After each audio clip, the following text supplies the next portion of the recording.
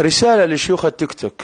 شوف هذا داعية فلسطيني في الأردن، حلق الشوارب ورب اللحية، وهذا رأس ماله، تارك المدرسة، راسب بالرياضيات والفيزياء والكيمياء، زين، ويحاضر على الناس عاد مهندسين، أطباء، اقتصاديين، يقنعهم عاد. يقول له شيل السنسال، لا تغني، لا تسمع أغاني، ينكد عليهم نكد وسموم غريبة عجيبة. لو هذا وغيره يعرفون يعني كمية التشويه اللي يسيئون فيه لمعتقدهم كان ما طلعوا أبدا. صدقني الناس لما تشوفك زين مو بس تسيء، أنت تفسد الحياة العامة أساسا. حتى الطاقية اللي لابسها حرير هندي، لباسه حرير هندي، السماعات، التليفون، أصلا هذا من جماعة لعن الله المصورين، زين، ويصور حاله بتليفون ياباني أمريكي ألماني ما يهم، زين، ولو تشوف كلسونه راح تلاقيه صيني أو ياباني، طبعا مستورد، ويفوت على البثوث ويقول لك أقنع الناس. ومثله كثيرين من المشايخ.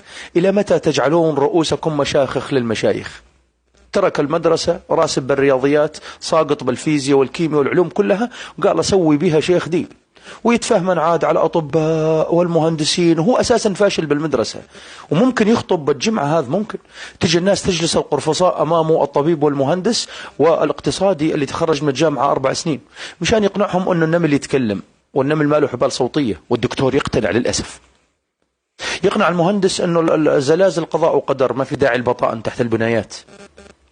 يقول للاقتصادي اللي تخرج من الجامعة 4 سنين ودرس اقتصاد، يقول له ترى الفقر وانهيار العملة بسبب رؤية فخاذ شكرية مرتب وفريد على التيك توك أو بآخر الحارة، أو رؤية شعر فوزية وصبحية هنا على التيك توك، ترى هذه يسبب الفقر. ينسف شهاداتك واقتصادك ودراستك بالاقتصاد بكلمة واحدة، وتجلسون أمامه القرفصاء في يوم الجمعة، والآن يفوت ينكد ويبث سموم. ولو تفتح راسه تلاقي بعرة قريش أو بعرة الصحراء أو بعرة الأخونج، صدقني، زين، وتلاقيه يعني لو تفتح راسه صدقني راح تلاقي جحش من جطل أو جحش من سدح.